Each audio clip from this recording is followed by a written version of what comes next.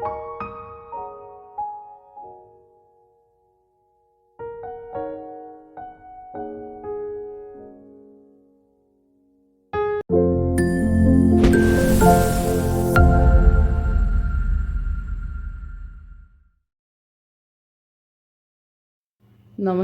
সবাইকে ওয়েলকাম করছি রুদ্রানীলস লাইফস্টাইল গো লাইভে। আশা করি সবাই ভালো আছেন। আমরা আছি ভগবানের ইচ্ছা একরকম। অনেক দিন পর আবারও একটা ডেলি ভ্লগ নিয়ে হাজির হয়েছি আপনাদের মাঝে। আসলে নানান রকম সমস্যার মধ্যে দিয়ে গেছি। আমি আসলে সময় করে উঠতে পারিনি, এই জন্যেই কোনো ভ্লগ আপলোড দিতে পারিনি। খুবই ব্যস্ত সময় কেটেছে আমার এতদিন। আর বেশি ব্যস্ততা থাকলে না পরে মানে সারাদিন শেষে না শরীরে মনে হয় এনার্জিও থাকে না, আর খুব টায়ার্ড লাগে, ইচ্ছা করে না যে বাড়তি কিছু করি। মনে হয় একটু রেস্ট নেই, আর কোনো কিছুই ভালো লাগে না। তো এইভাবেই আর কি আমার এতটা দিন কেটেছে। আমি আসলে আপনাদের সাথে কোনো ব্লগ শেয়ার করতে পারিনি। তো আমার পেজেরও অবস্থা খুবই খারাপ হয়ে গেছে। আর কেমন জানি একটা অনীহা চলে আসছে আমার ভেতরে। মানে এটা মনে হয় একবারে বাদ দিয়ে দিব, এরকম একবার মনে হয়। আবার মনে হয় যে না, আমি একটা কাজ শুরু করেছিলাম, তো ওইটা আমি আসলে কন্টিনিউ করব। সবাই যদি পারে তো আমি কেন পারবো না। বারবার না এটা চিন্তা করেছি, কিন্তু আমি না পেরে উঠি নাই। আর এই যে যে ব্লগটা আজকে আমি শেয়ার করছি, এটা হচ্ছে অনেক দিন আগের। তো এটা আমি আর কি এডিট করে রেখেছিলাম, কিন্তু কথা সেট করতে পারিনি মানে আমার ইচ্ছাই করছিল না, কেন জানি না। আর ওই যে বললাম না, একটা টায়ার্ডনেস থাকে সারাদিন শেষে, আর কিছুই ভালো লাগে না, মনে হয় যে না, আমি আর অন্য কিছুই করব না। তো যাই হোক, দেখি এখন থেকে আবার কন্টিনিউ করতে পারি কি না। আমি চেষ্টা করব। আর রূপকথার ফাইনাল পরীক্ষাও সামনে, তো আমি জানি না আসলে কতটা কী করতে পারবো, দেখা যাক। আমি যদিও ছুটিতে থাকবো, তারপরে শেয়ার করব টুকিটাকি আপনাদের সাথে শেয়ার করার জন্যে। এই যে সকালে রূপকথাকে দিয়ে দিব ব্রেকফাস্টে। ও তো হচ্ছে বাসা থেকে মানে মাঝে মাঝে খেয়ে যায়, আবার মাঝে মাঝে খেয়েও যায় না। তো একটি ডিম সিদ্ধ খেয়ে যায়, আবার একটু স্যুপ নুডলস বানিয়ে দিলে সেটা অল্প একটু খায়, কোনো রকম মানে না খাওয়ার মতো আর কি। আবার মাঝে মাঝে কোনো জলও খায় না, জল না খেয়েই চলে যায় সারা, মানে স্কুল যত ঘন্টাই হোক না কেন ও অত সময়ই জল না খেয়েই থাকে। এটা হচ্ছে ওর একটা কমন সমস্যা। আর ও 3 বছর বয়সে একবার ইউটিআইতে ভুগেছিল এই একই কারণে। এই যে স্কুলের জন্য রেডি হয়ে গেছে। আর এটা যেহেতু অনেক দিন আগের ভিডিও, তো তখন আর কি আমরা মানে শীতে ছিল, সরি গরমের সময় ছিল, শাপলা সিজন। তো আমার একজন কলিগ আর কি আমাকে রিকোয়েস্ট করেছিল যে দিদি আপনি কিভাবে হচ্ছে শাপলাটা রান্না করেন, একবারে মানে শুরু থেকে শেষ পর্যন্ত একটু শেয়ার করবেন। তো সেটা আর কি চেষ্টা করছি। আমি শাপলাগুলোকে সুন্দর করে কেটে নিয়েছি, নিয়ে একবারে লবণ মাখিয়ে রেখে দিয়েছি। আর এখানে এই যে কাঁচা লইট্টা মাছ আছে যেটা, ওইটাই আর কি হচ্ছে সুন্দর করে ধুয়ে নিব এখন লবণ দিয়ে। আর ও আমাকে শুধু শাপলা না, শাপলার পাশাপাশি বলেছিল যে লইট্টাটা আমি আসলে ভুনা করতে পারি না, আপনি কিভাবে করেন, আর মাছটা কিভাবে মানে ভেঙে যায় না, তো সেই প্রসেসটা আমাকে একটু দেখাবেন। তো আমার তো এই অবস্থা, মানে ভিডিও রেডি করে রেখে দিয়েছি, কিন্তু আসলে এটা রেকর্ডিং করা হয়নি বিধায় আমি হচ্ছে এটা শেয়ার করতে পারিনি। তো আমি খুবই দুঃখিত। আর এই যে দেখেন শাপলাগুলো এতক্ষণ আমি লবণ মাখিয়ে রেখে দিয়েছিলাম, প্রায় 10-15 মিনিটের মতো। তো একটু নরম হয়ে এসেছে। এরপরে আমি একটু ভালো করে চটকে চটকে একবারে জল যতটা ছিল ভেতর থেকে বের করে নিয়েছি। এখন এই যে ধুয়ে নিলাম এক্সট্রা লবণ যেটা ছিল।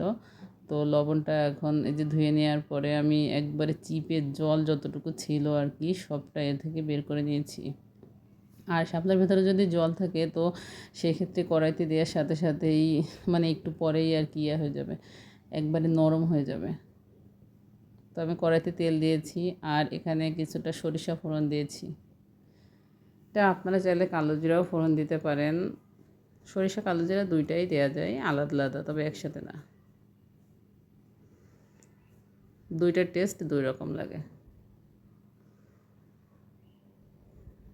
তো আমি আজ আর কি সরিষা দিয়েই করে দেখাচ্ছি। আর এটা আর কি পেঁয়াজ ছাড়াও খাওয়া যাবে, আবার পেঁয়াজ দিয়েও ভাজি করে খাওয়া যাবে। তো আমি আজকে আর কি পেঁয়াজ দিয়েই করে দেখাচ্ছি। বেশি সময় লাগে না, এরকম মানে যদি আমি লবণ মেখে রেখে দেই, তারপরে এই যে একদম দেখেন না নরম হয়ে গেছে, বেশি সময় লাগবে না, 10 মিনিটের মতো লাগে আর কি। এটার সাথে আর কোনো এক্সট্রা জল ইউজ করতে হবে না। এই যে হয়ে গেছে। আর শাপলাগুলো দেখছেন একবারে মানে একবারে মাখা মাখা হয়ে যায়নি।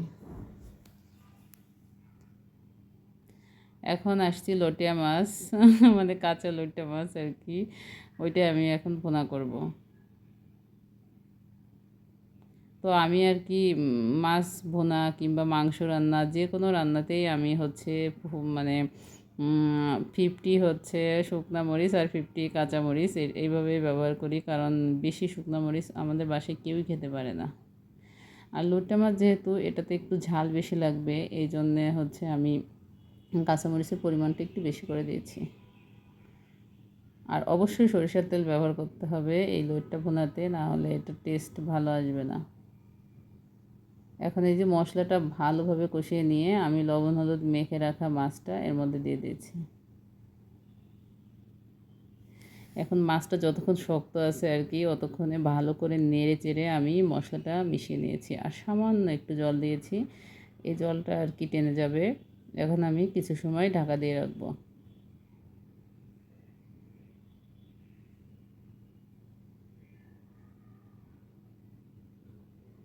এই যে আস্তে আস্তে করে একটু উল্টে দিলে ভালো হবে।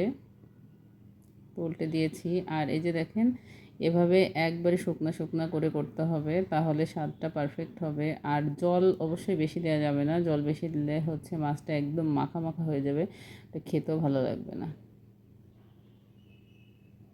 এই যে দেখেন দেখতে যতটা সুন্দর হয়েছে খেতেও অতটাই সুন্দর হয়েছে। তো আমি রান্নাবান্না শেষ করে রূপকথাকে স্কুলে নিতে এসেছিলাম। এখানে দেখি যে রাস্তার পাশে হচ্ছে বাদাম, তারপরে চিড়া এগুলো মাখাচ্ছে। তো রূপকথা বললো যে মা আমরা কি খেতে পারবো এগুলো? আমি বলছি হ্যাঁ অবশ্যই খাবো, চলো খাই। তো এই ভিডিওটা করতে করতে না আমার মানে ক্যামেরার মানে স্টোরে আর জায়গা ছিল না, তো ওইটুকুই হয়েছিল ভিডিও। এটা হচ্ছে এর পরে আরেক দিনের ভিডিও। এই যে রূপকথা চিড়া খাচ্ছে, এই চিড়াটা হচ্ছে আমার এক কলিগ দিয়েছিল, কাঁচা চিড়া আর হচ্ছে আখের গুড়। এটা ছোটোবেলায় আমরা অনেক খেয়েছি, খুবই ভালো লেগেছে। আপনারা যারা গ্রামে থেকেছেন, গ্রামে বড় হয়েছেন, তারা অবশ্যই জানবেন।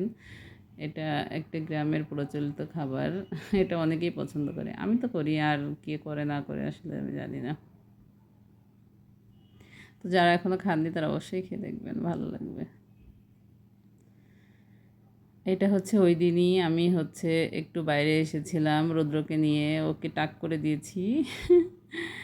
আর হচ্ছে ও কী করছে, এই আমাদের পাশেই হচ্ছে একটা রিগালের শোরুম আছে, ওখানে আসছিলাম আমরা। তো ওখান থেকে কিছু জিনিস কিনেছি, কিন্তু ওগুলো আর আপনাদের সাথে শেয়ার করা হয়নি। আর এগুলো হচ্ছে অন্য আর এক দিনের কেনাকাটা। তো রূপকথার এই যে রূপকথার জন্য এনেছি, এগুলো রূপকথা নিজেই পছন্দ করে এনেছে। আসলে এই ভিডিওটা না মানে কয়েকদিনের একবারে জোড়াতালি দেয়া।